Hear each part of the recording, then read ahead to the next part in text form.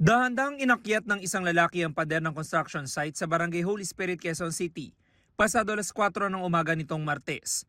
Sinundan siya ng isa pang lalaki. Pagpasok sa loob, pinunterian ng lalaking nakasuot ang puting sweatshirt ang mga cellphone ng mga construction worker na natutulog sa barracks. Nagsilbing lookout ang kanyang kasama, nakitang nakatakip na sa ulo ang itim na t-shirt. Natangay nila ang 3 cellphone na nagkakalaga ng 25,000 pesos sa kabuuan. Nagising yung isa sa mga biktima natin. Then paggising niya, hinanap niya yung cellphone niya, wala na. Nakita niya charger na lang. So nagtaka siya, kaya ginising niya rin yung dalawang kasama niya pa. So nagtaka din yung dalawa kasi wala na rin yung cellphone nila. Ang nando na lang din charger nila. Ayon sa pulisya, dumulog sa kanilang supervisor ang mga construction worker. Nang i-review ang kuha ng CCTV, doon na kumpirma ang pagnanakaw. Kalauna na aresto ang 20 anyo sa sospek na siyang nakita sa CCTV na nakasuot ang puting sweatshirt. Huli rin ang nakaitim namang t-shirt na napag-alamang 16 anyos lang.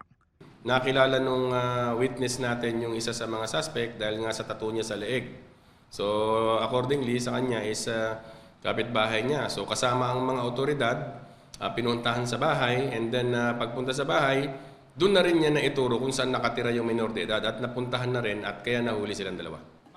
Sinampa na ang dalawa ng reklamong robbery. Hindi na nabawi ang mga ninakaw na cellphone na naibenta na raw sa halagang 6,500 pesos. Aminado ang 20 anyo sa sospek sa ginawang krimen.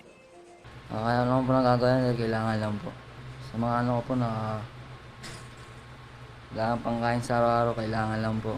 Saan nyo dinala yung cellphone?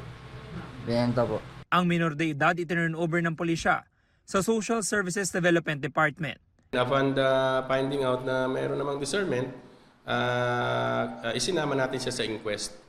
But nung pagkatapos ng inquest, is ibinalik natin siya sa SSDD for their intervention dahil nga siya ay minor de edad.